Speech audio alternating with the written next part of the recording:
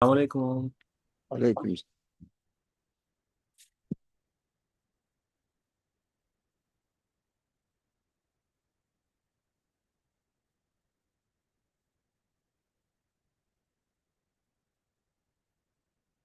Assalamualaikum.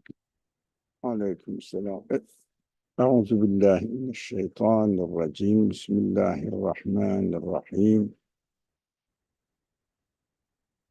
رب اشرح لي صدري ويسر لي أمري واحلل عقدة من لساني يفقه قولي واجعل لي وزيرا من أهلي هارون أخي اشدد به أزري ويشرك في أمري كي نسبحك كثيرا ونذكرك كثيرا إنك كنت بنا بصيرا. لا حول ولا قوة إلا بالله العلي العظيم. اللهم علمنا ما ينفعنا وانفعنا بما علمتنا وزدنا علما وارنا الحق حقا وارزقنا اتباعه وارنا الباطل باطلا وارزقنا اجتنابه. لا حول ولا قوة إلا بالله العلي العظيم. وصل اللهم على محمد وعلى آله وأصحابه وأتباعه وسلم. ربنا اغفر لنا وارحمنا وأنت خير الراحمين. آمين. الحمد لله رب العالمين. السلام عليكم ورحمة الله. Inshallah, we will continue studying the section Furqan of the Qur'an, and we studied up to verse 7. Now, we extensively studied about the nature of accusations against the Prophet by his opponents,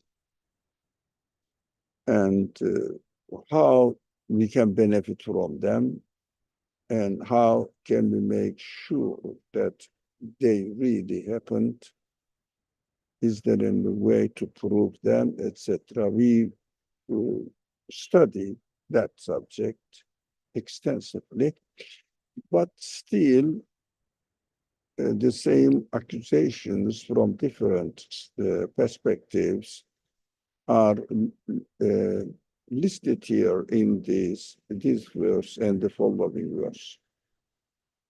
So this verse states, Bismillah ar-Rahman ar-Rahim, وقالوا وقالوا ما لهذا الرسول يأكل الطعام ويمشي في الأسواق لولا أنزل إليه ملك فيكون معه نذيرا.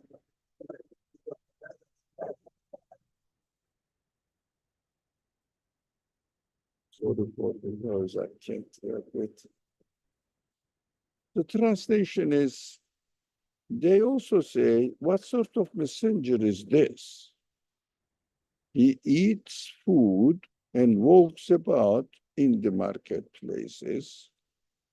Why has no angel been sent down to him to help him with his warnings? And this is the accusation, and any person who claims to have received any message that is almost human feelings, I mean, justifiable from human perspective, that this person should have some extraordinary character, not characters, maybe including the characters, but extraordinary things happening to him, so that we will understand this is some sort of divine relationship or qualities within himself. But this verses say no, this is not the case.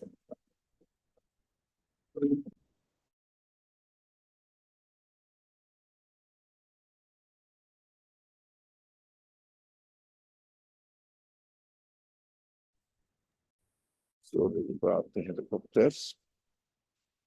So I just wanted to just share the verse with you concerning the content of this verse.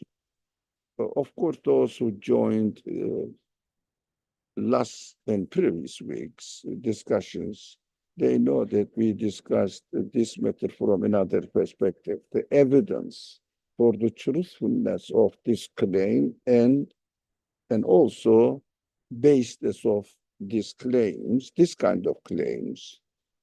So we will look at the subject from another perspective today. Would it not be better? I'm just asking my questions as you see in the screen I'm sharing with you. Would it not be better if an angel accompanied him and helped him spread the message and everyone will benefit?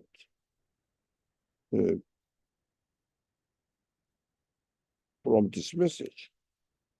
What do you think? Why not? An angel comes and helps. There must be a reason that God has not done this. You must have some thoughts. If you share with me, I would be happy. Otherwise, I would say anyone who is not raising hands or opening his mic. So you have been thinking now, reflect on it. So if an angel accompanies him and helps him spread the message, it means what would the result will be? What would the result be? So I am a person here, and please go ahead. I'm a little slow on the draw here. I was thinking that if an angel accompanied the prophet, that it wouldn't, if the reason, the power of the prophet is the fact that he's an ordinary human being. And people can look to him and say, wow, a human being can act in such a powerful way. I don't mean conveying the message of the Qur'an necessarily, but I mean just an ordinary man acting in a way as a model for everyone else. It shows how the message can be enacted. So he doesn't need an angel. It wouldn't have the same effect at all. Yeah. I would wonder what is the angel? That's what I would ask. Have they seen any angels? Sorry? Have anyone seen any angels? That's what I would ask. That's a good point.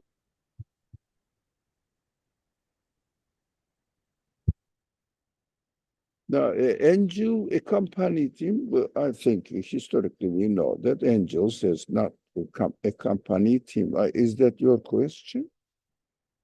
Yeah, that's my comment. Like, how would I know that's an angel, or what kind of physical being that angel would be, or something? So the nature of angels. Correct. Yeah. Yeah. I mean, a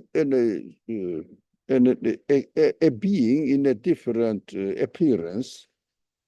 So something which has extraordinary appearances, happenings, because angels, yes, you and I believe that angels are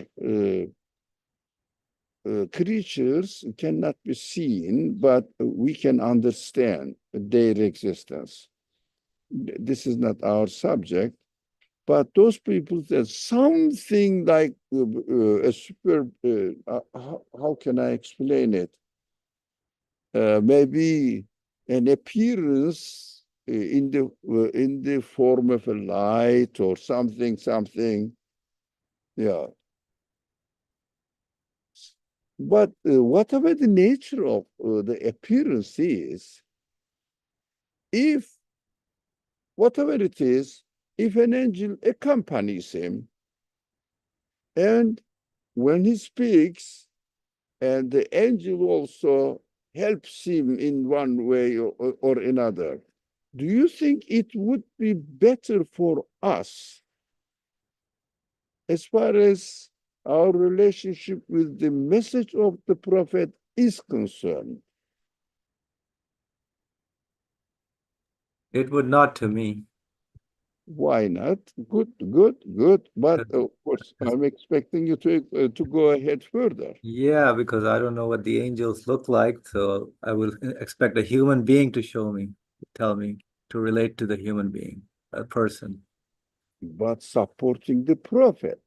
Yeah, but how would I know what that thing is? Like you said, light or anything. It doesn't matter what kind of nature or being that is. How can I relate to that other being?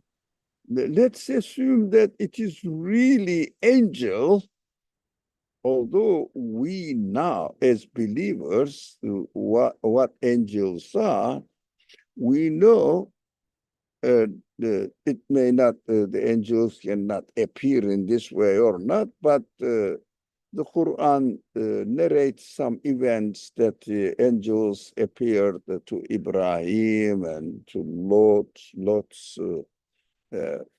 people.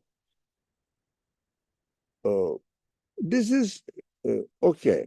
This is, to me, let's assume that it did. And let's assume that the people knew that it was angels accompanying him. Still, my question is there and waiting for the answer from Afshan. Doctor, I would say that this is no different than people asking for a miracle, like why prophets didn't bring a miracle. And so what I think is the message with the universe as evidence to support that message is enough, is more than enough. And this is what I would experience today, as well as the people of that time. So neither a miracle is necessary, nor an angel or an extraordinary being. Simply having a universe that supports the claim or the message of the prophet, this is sufficient, more than sufficient. No, I agree, and I think everybody agrees here that the message is efficient in and of itself. So there is no need to get any extra support, because message comes to us alongside with the evidence so obvious to everyone in the form of creation around us. So the creation confirms the message. Message teaches us how to communicate with the creation and encourages us to read, to understand, to communicate with the creation. That's perfect. I understand. But the last part of it, the message, so if it is accompanied by an angel, let's assume it was possible. Let's assume it happened. For example, the message says, you have a creator. You don't own yourself. An angel next to him. And you say, oh, this man is an extraordinary man. It's an extraordinary man, like the Christians think of. I mean, not all of them maybe, but generally known in this way. Think of Jesus has some sort of divine quality. Some sort. Everyone says something else. But some sort of divine quality. Now, the angels, the prophet says, you have a creator. And you shouldn't follow your egotistic tendencies. You have to prepare yourself for the hereafter. You have to worship God alone, not your ego, not anything else. You shouldn't expect any benefit from any other things. let's assume I believed in all this because extraordinary things are happening, and I found myself impossible to deny. Why? Look, extraordinary things are happening. There is no other option. I have to believe and confirm it. Do you think it is very human, appropriate to human nature, the way we are created, so that we will be convinced within ourselves and really be confident in our conclusions that we ourselves have arrived?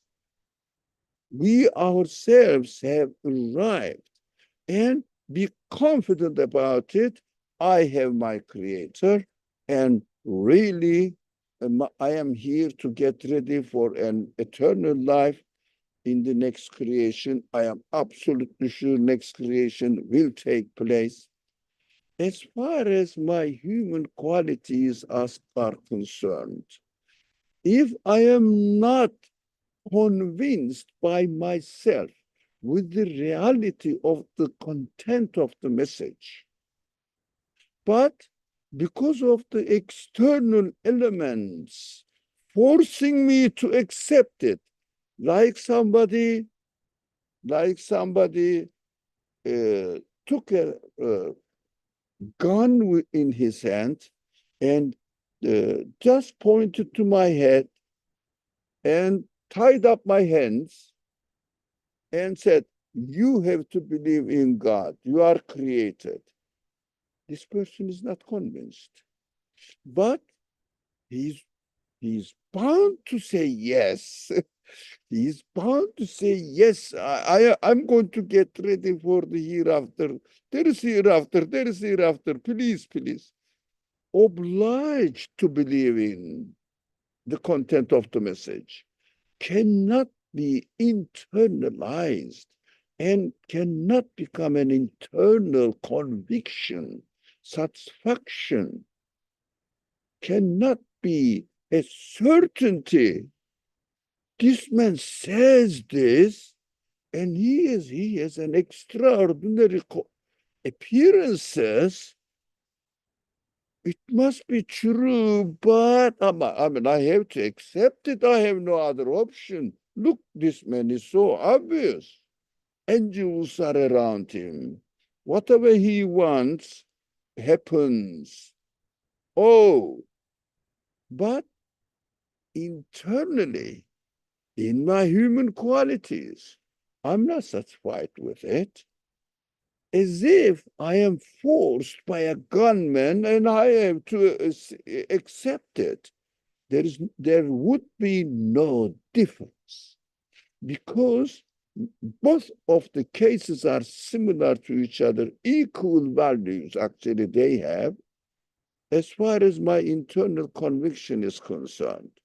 That is why if a person believes in a thing because he received this message from somebody who has a super appearances, supernatural appearance or qualities,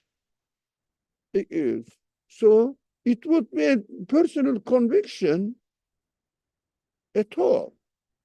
So I don't think it would be better, that my personal conclusion, it would be better if an angel or any extraordinary appearances had happened to the prophet, and his message, everybody had to accept it. No other way. Extraordinary things are going on. How can I say no? But it will make people into hypocrites rather than believers. That is my conviction. So I have to work on it. I have to listen to the content of the message.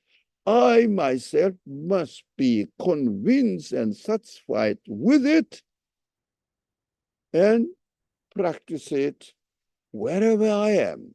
Even no one sees me alone, and in my heart, this belief, this conviction is always alive and accompanying me, leading me to what I'm going to do in this world, my responsibilities in this world. That is what I found it the interesting point, and I wanted to share it with you. Although you came closer to, but I just wanted to finalize it with my personal understanding. Maybe right, maybe wrong. But I am convinced that I am freely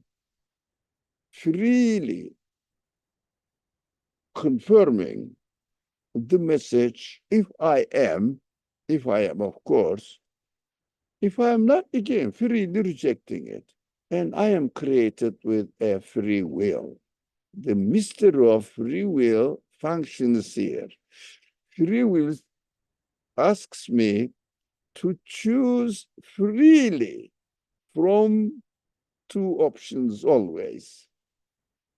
Freely. So it will be your own conviction, your own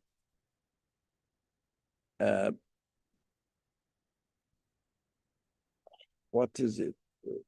How is it? Harvest. But there was another nice word. Harvest, let's say, your own labor and your own result. So your own benefit, if you like. I couldn't find the best word for it. I think either you can help me or you understood, I think, what I'm saying. Like endeavor, your own endeavor. Whatever you harvest after you get your, what is called your own, not grains, it's called something else. Are you talking about like when you yield something from the field? Whatever you get, yields that you benefit from. Crops, I think. Right. It is your own, I mean, it is your own crops that you can have it for yourself, and it will be really your individual, personal experience and conviction. That is most satisfaction. Okay, any more? Right. To question 2. Although God doesn't give a garden to the prophets, whose followers unwaveringly devotion reinforces the Qur'an's authenticity.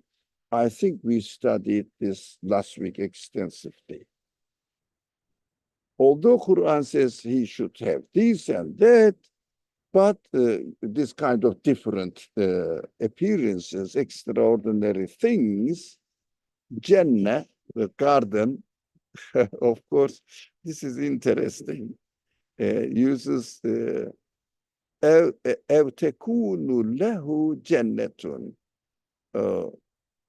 Why isn't there? No. I think we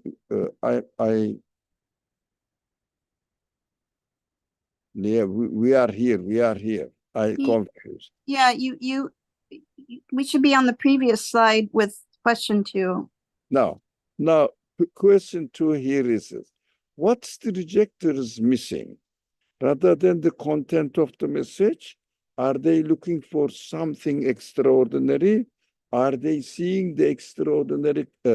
Are they seeing the extraordinary creation out there as witness to the content of the message? Now, these are the questions, but obvious questions. They don't want to see it. They don't want to really confirm them. So are they Are they seeing the extraordinary, seeing the creation out there? No, they are not really looking at the creation out there. It is extraordinary. Everything is extraordinary in this world. Or are they seeing the universe just as an ordinary thing?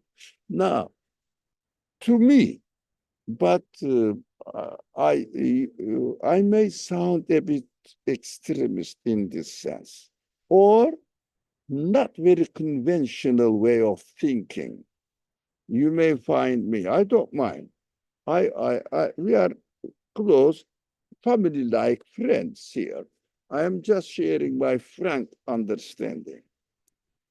If someone, but this statement is important for me, if someone cannot understand the nature, the reality, in fact, not the nature, but reality of this universe, cannot really appreciate the content of the revelation in specific Islamic context, content of the Quran.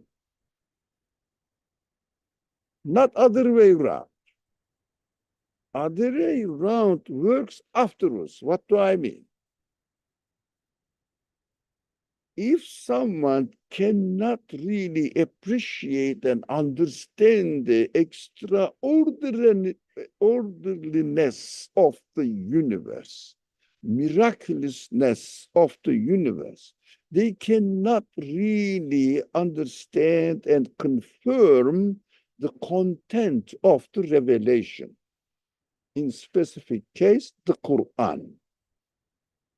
After seeing the universe as being an extraordinary thing, miraculous things, and trying to understand the nature of this universe and seeing the qualities they are manifesting, and the person, or you and me, admiring these qualities, and, which is very important now, really questioning their source.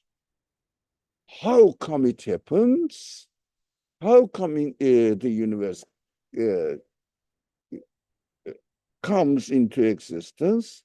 And how come these qualities manifest here and there is no seemingly agent doing that?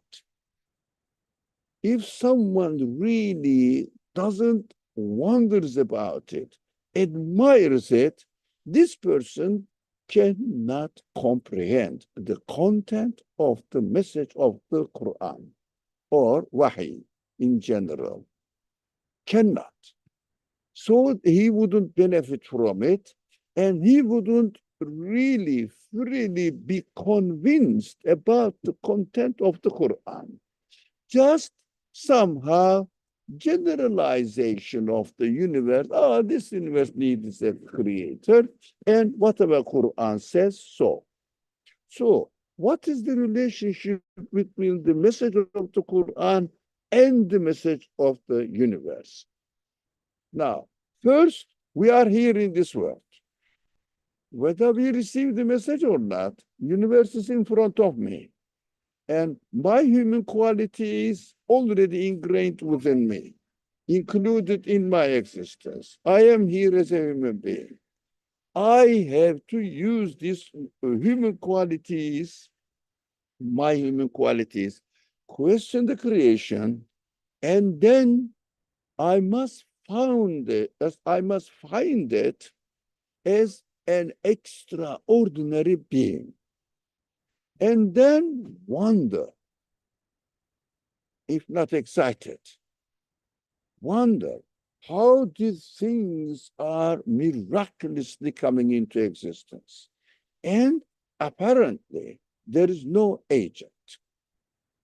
But some extraordinary things are going on there, and the essential elements of this universe is lifeless, blind, no quality of themselves, matter, dead matter. Matter. Now, my pronunciation of matter is so strange. I know that, but I cannot matter. What do they say? I cannot imitate American spelling pronunciation. So anyway, you understand what I am. My English is very bad, but you understand. Alhamdulillah, we can communicate. Inshallah. So the communication starts with me and the universe. And then when I hear, comma, if I hear the message, if I hear, comma, because most of the people don't hear. And so when I hear, if I hear the message, I will take the message and look at it with this admiration of the existence of the universe I have included within me. Then for me to confirm this message becomes inevitable. Then that will be a fully free confirmation of the message with fully convinced way. That is Iman, but ideal Iman. Not everybody can do that, but you, like people like you, intelligent people, must be able to do it. And somehow we are responsible for going through these stages. We have to admire the creation. Afterwards, so we are talking about the relationship between human being, the universe, and the message. Now, message of the prophets, it means in a specific case, Qur'an. So afterwards, when I am convinced with the Qur'an, now take the Qur'an, but as a second step, which is very unconventional. So be careful and don't jump into the conclusion. Reflect on it. Think about it. Is it really true or conventional way? Generally accepted way is true. Quran is a guide for me how to read the universe, but Quran needs itself a ghaibi in its nature, not really present in front of me, the agent, the speaker, and the reality of it. I have to confirm it after going through evidences and confirming it, and then take it as a guide for me to decipher the secrets of the universe. So be convinced that the agent is an absolute being, as the Quran says. I would say it must be so, because there is no agent here to be responsible for the existence of the universe. The matter, lifeless, that matter cannot be the agent of this wonderful, unimaginably miraculous explanation of the universe, or the miraculous existence of the universe. So this unconventional, I think, if I'm wrong, correct me. Unconventional way is really must be studied in this room. And we are trying to really establish the foundations of this methodology in these Hamim discussions or Islam from within discussions. Inshallah. That's my view. I would like to see your comments, hear your comments, if you have. Or rejection. No, Quran must be taken first. Of course, it is ghaibi. I need to confirm its content by the evidence of this universe, it doesn't make sense to me. It doesn't make, it's self-contradictory, this claim. So we have to really take it seriously and reflect on it, and inshallah reinforce our belief in whatever we concluded from the Quran by the evidence of the universe, inshallah. But the evidence comes first, inshallah. Any comment? I don't see. I will continue and go to the question 3. What is the purpose of the miracles? Of course, I think Afshan, our friend Afshan pointed out this.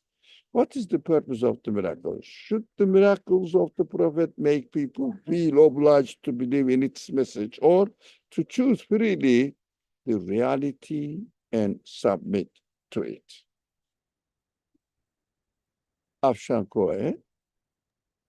I just wanted to add that because this question came up again about the word miracles came up again.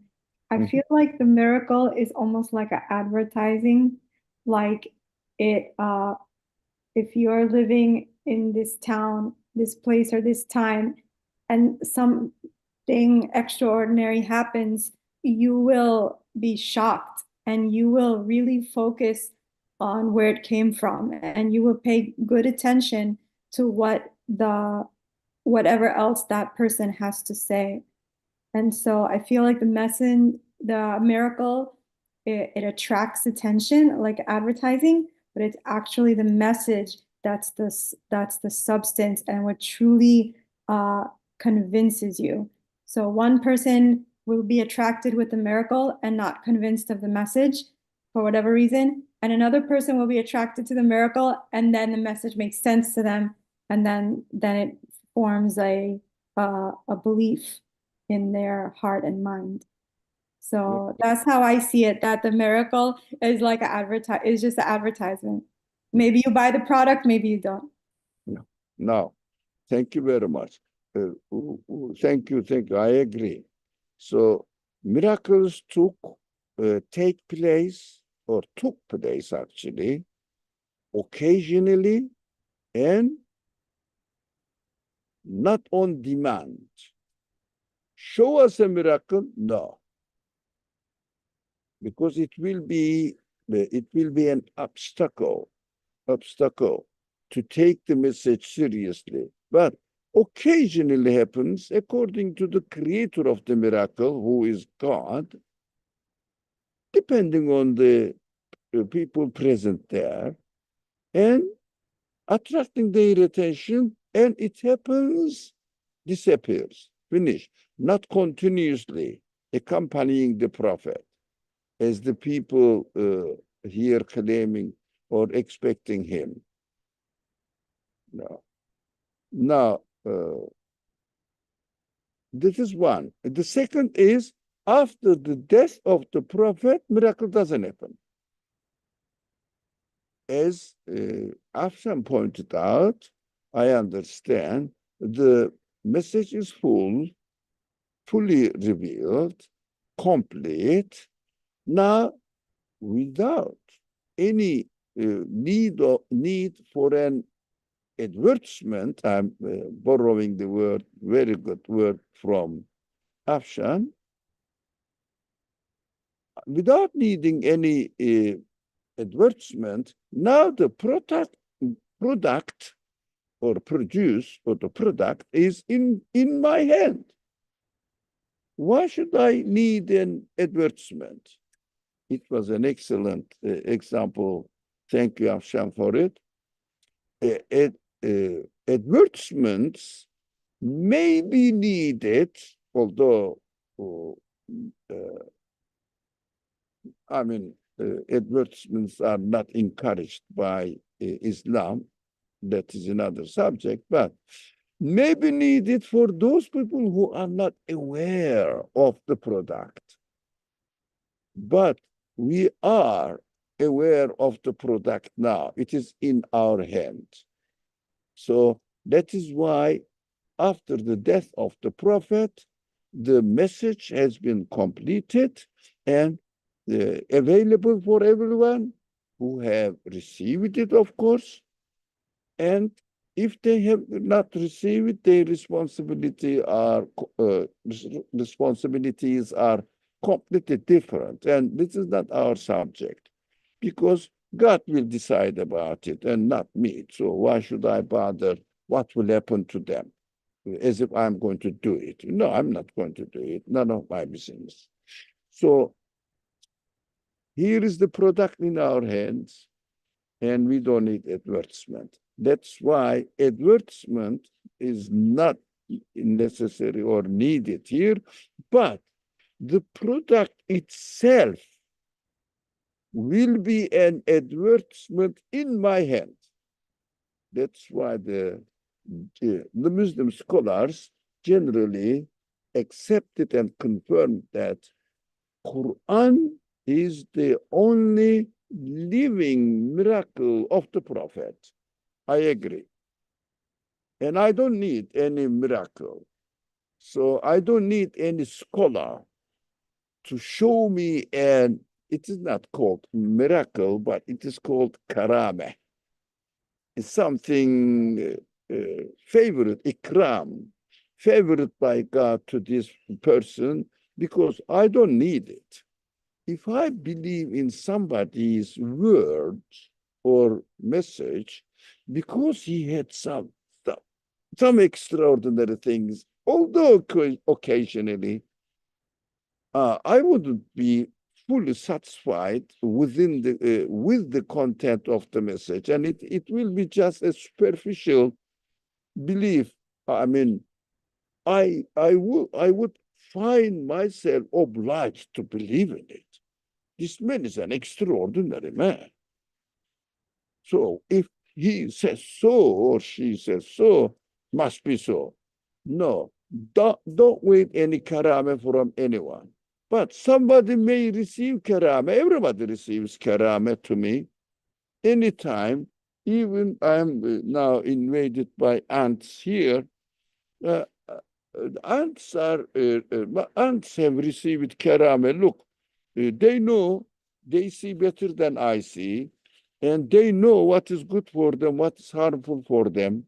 They know how to protect themselves. They run away from me if I try to approach them, and especially harm them. This is a miracle for them, because their fundamental substance of their body is that matter.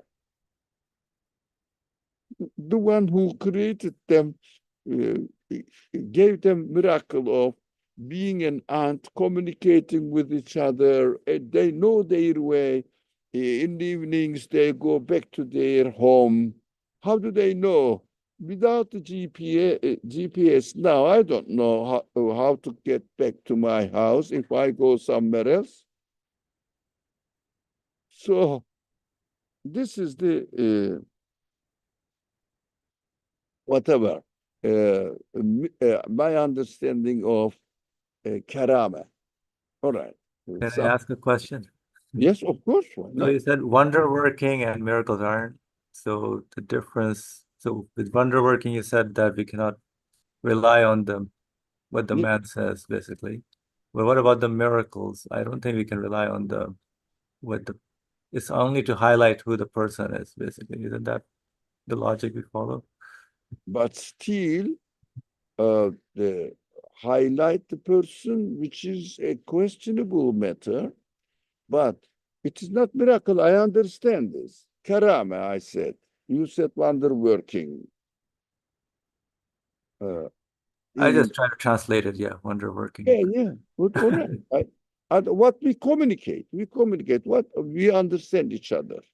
So this wonder working somehow extraordinary.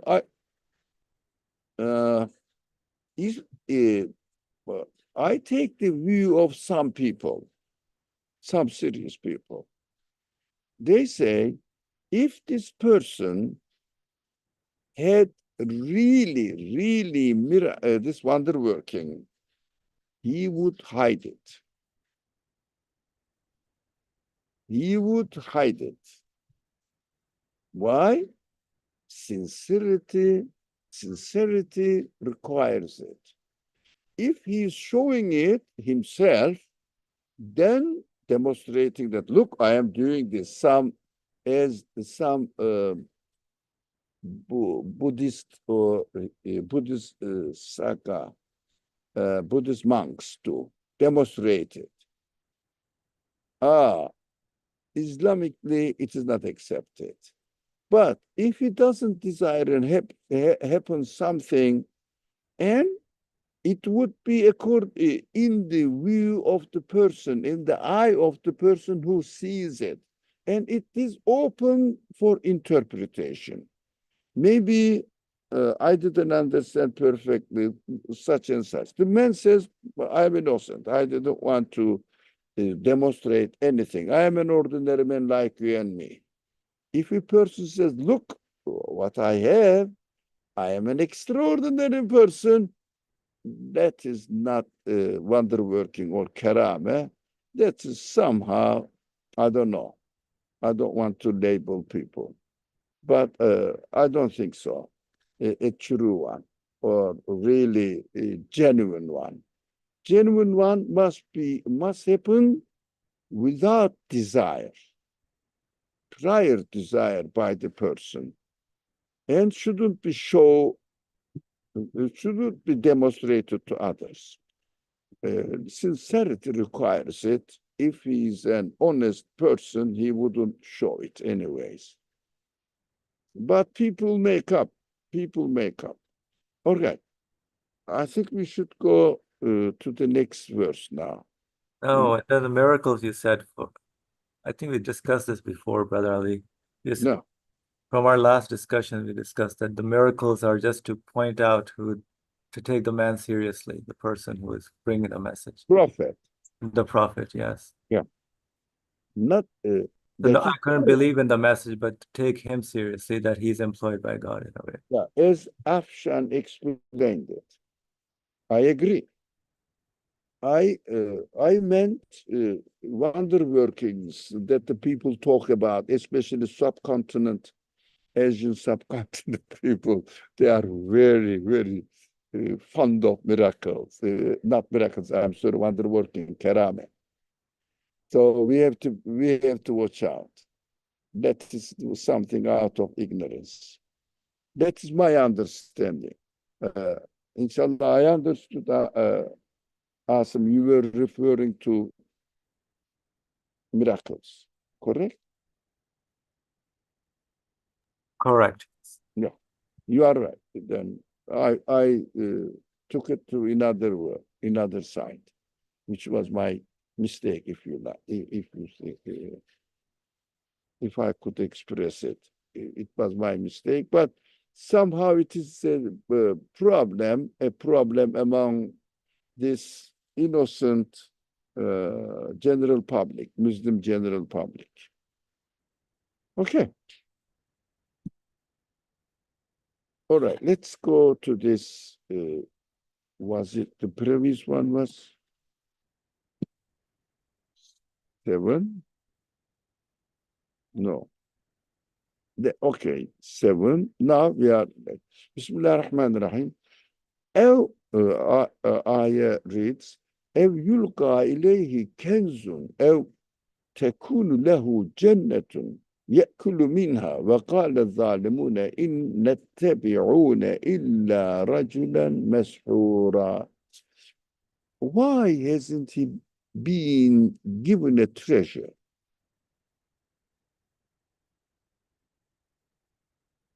Or why does he not have a garden from which he eats?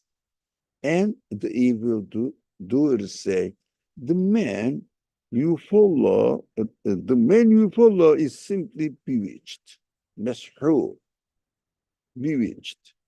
So my question is, they not really the question, but somehow explanations and questions. They sarcastically refer to garden because the first verses revealed at the beginning of the revelation period, mentioned about paradise, mentioned about gardens with the name Jannah. So they took it literally in a sarcastic way. Sarcastic refer to garden because his message talks about gardens in paradise. But the name of paradise is Jannah, garden, the garden. Isn't it only for the rejection of the message? It means excuse. My question is, isn't it an excuse to reject the message? Not necessarily a serious question and really expecting him to have gardens himself, extraordinary amount of fruits and vegetables growing there abundantly, something like that. So at the end, they say this person that you, the followers, are following is simply bewitched one.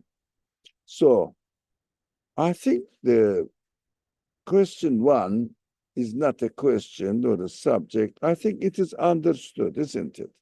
I mean, would you like us to talk a bit more about it? Anything that's not clear or doesn't make sense?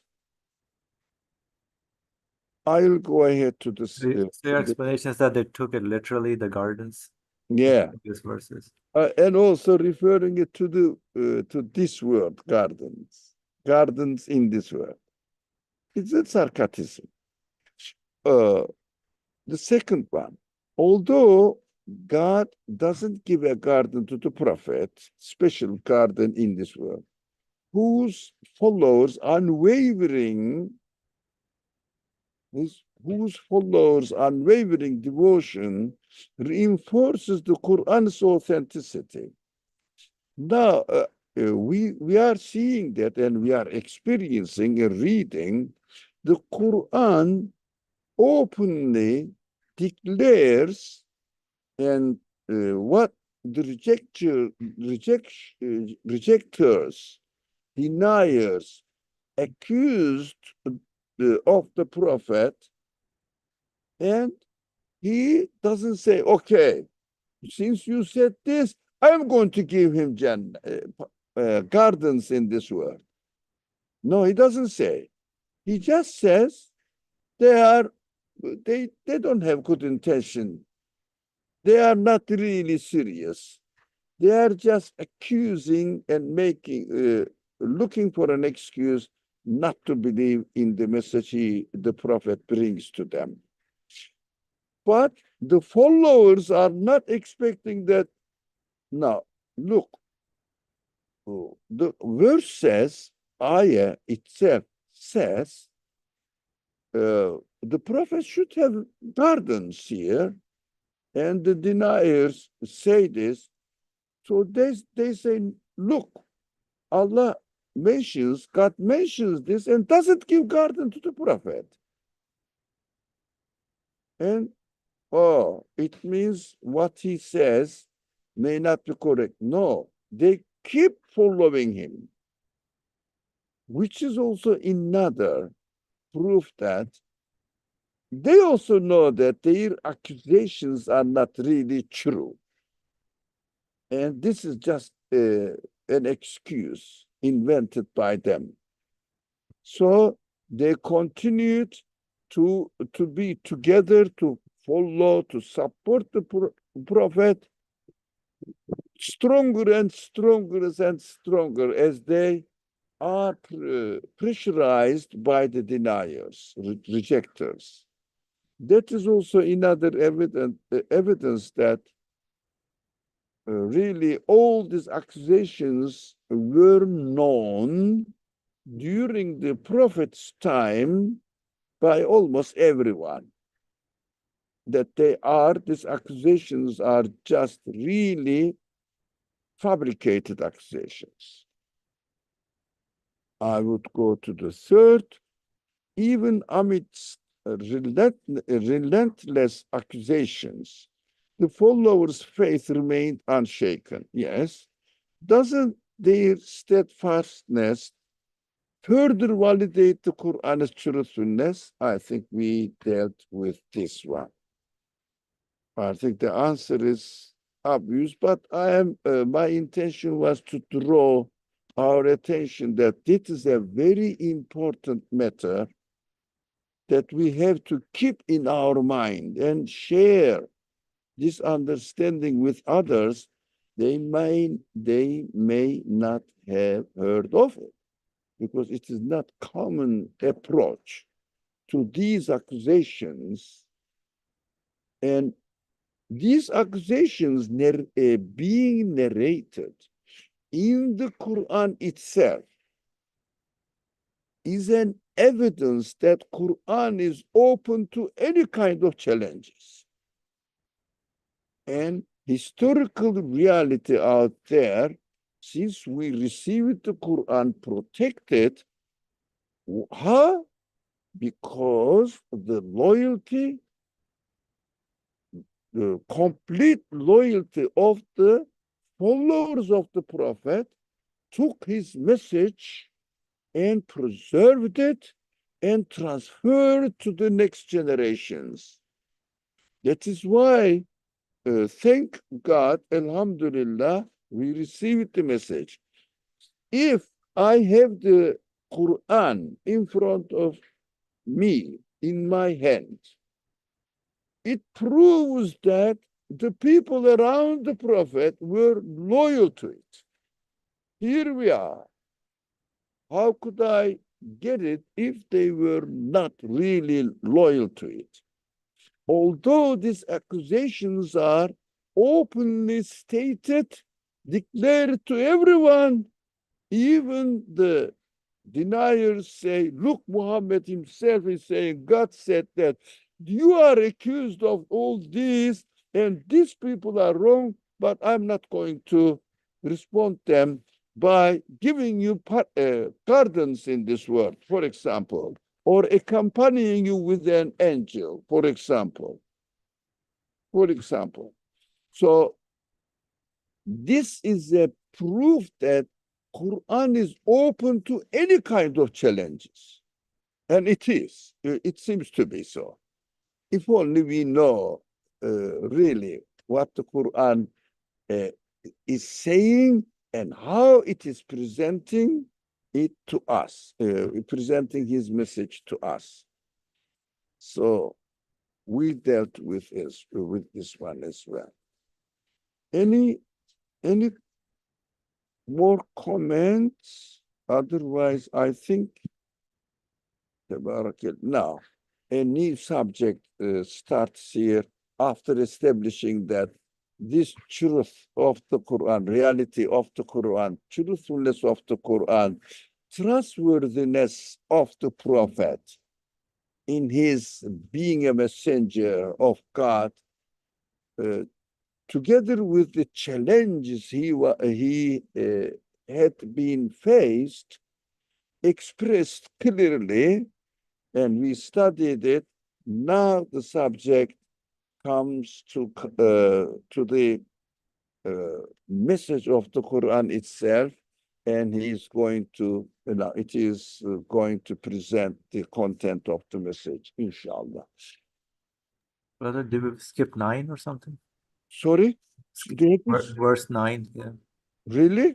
Yes. Okay, quickly. Thank you very much. انظر كيف ضربوا لك الأمثال فضلوا فلا يستطيعون سبيلا. See what they think you are like. They have gone astray and cannot find the right way. So this is the concluding remarks now.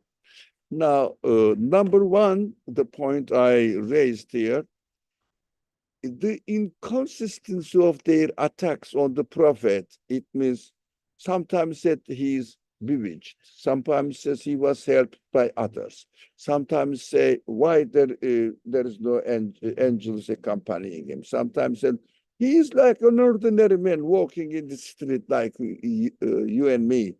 What is the difference? And he's just an poor orphan man. illiterate or unlettered. How can we really trust him? This kind of accusations were listed. Now, they are accusing the prophet, but they are not accusing the content of the message. Not to his character,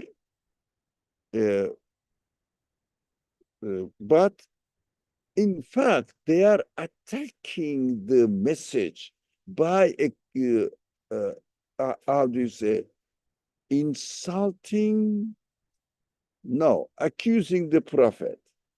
In fact, their aim is to attack the message. So is there any meaningful distinction between those indifferent to the truth, those people who are indifferent to the truth, and those who willfully fabricate fabricate accusations to reject it, excuses to reject it. Sorry. So I'm hurrying.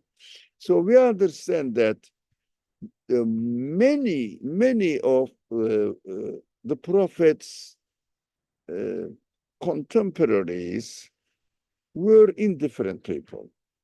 Only certain group of people, nobles, elites of the society were attacking him. So we know that there must be a difference between ordinary people, which makes the 98% of the population, and these 2% of the population where the Prophet Muhammad used to live, just attacked him.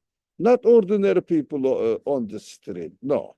So there must be a difference, and that is why we read in the section Fatih of the Quran, 48th section of the Quran, you can read it, that if there were not many believing innocent people in Mecca, we would just let and go and declare war and, get rid of them. That is why we didn't really let you until get into Mecca until everything became clear and Meccan people was really didn't have any power to really reject the Medina population believers, and Prophet came peacefully and took over the administration of Mecca, although took over, but didn't give the key of the city, it means mayor, didn't change the mayor, although mayor was not Muslim. So it is excellent. So the purpose of the how do you say, conquer or no? Really, going to Mecca was not really for worldly benefits or invading a land or anything. We understand that just to spread the message peacefully, that's it. The last one is, I'm hurrying, I'm sorry. Can those who refuse to investigate the truth find the right path? Because they don't have good intention, obvious that they cannot, they are not looking for truth anyways. They just want to preserve their status, the high status among the society, however they got it. Consider those today who dismiss climate change as an example. Those who dismiss climate change, they deny evidence not for the lack of proof, but because the implications are inconvenient for their profits. That's why they say, no, there is no climate change. It's just ordinary. But everybody knows that it is the case. So I'm sorry, it was very quick and not satisfactory explanation. But I think we got the gist of the message, and I am ashamed of taking your time even more. Look, already 5 minutes past. So, Bismillah ar-Rahman ar-Rahim. سبحانك لا علم لنا إلا ما علمتنا إنك أنت العليم الحكيم وآخر دعواهم أن الحمد لله رب العالمين بحرمة سر